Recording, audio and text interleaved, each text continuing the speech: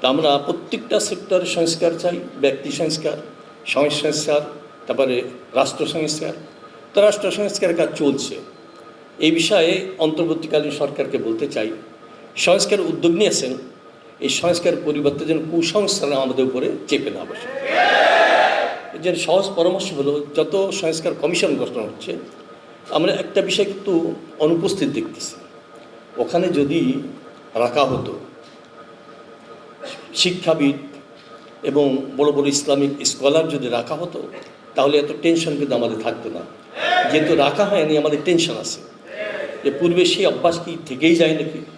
এটা কিন্তু আমরা চাই নাই। আমরা চাই প্রত্যেকটা সেক্টরের সংস্কার, বিশেষ করে শিক্ষা সংস্কার। শিক্ষা কমিশন যেটা গঠন করা হয়েছে, আপাতত যেটা দায়িত্ব দেওয়া হয়েছে, এর মধ্যে একজন হাক্কানি আলেম আমরা পাই নাই, ইসলামিক স্কলার পাই নাই। এটা কিন্তু ঢোকানো দরকার। তা না হলে দেখা যাবে অতীতের মতো বিদেশি আগ্রাসন, বিদেশি সংস্কৃতি আমাদের উপরে চাপিয়ে দেওয়ার চেষ্টা করতে পারে। হয়তো দেশ পরিবর্তন হতে পারে। আগে এক দেশের সংস্কৃতি আমাদের মধ্যে ঢুকিয়ে দেওয়ার চেষ্টা করেছিল, এখন অন্য দেশের সংস্কৃতি আসতেও পারে, আমাদের আশঙ্কা। এই জন্যে আমি বলতে চাই, অন্তর্বর্তীকালীন সরকার যারা আছেন, এই দেশে যারাই সরকার এসেছিল, সুনামের সাথে কেউ কিন্তু বিদায় নিতে পারে নাই, দুর্নামের সাথে অপদস্থ হয়ে বিদায় নিয়েছে। আমাদের পরামর্শ দাবি হলো, অন্তত আপনারা সুনামের সাথে যেন বিদায় নিতে পারেন।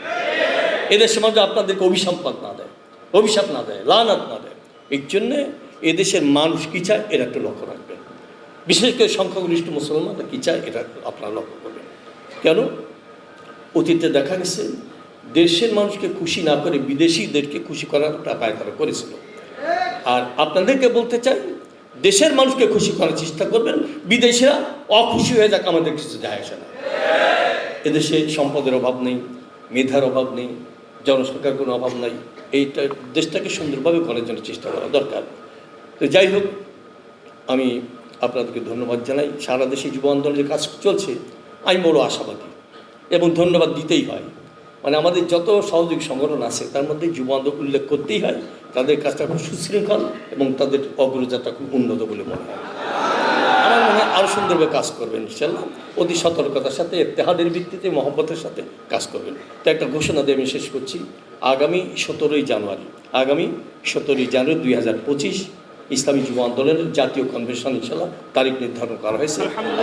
দোয়া করেন আল্লাহ যেন সফলতার সাথে এটা বাস্তবায়ন করা তৌফিক দান করেন। আমরা দোয়া করি। সবাইকে ধন্যবাদ জানি। মানুষ শেষ করছি। আসসালামু আলাইকুম। এলো খবরের কাগজ, নিখাত, নির্ভীক, নিরপেক্ষ।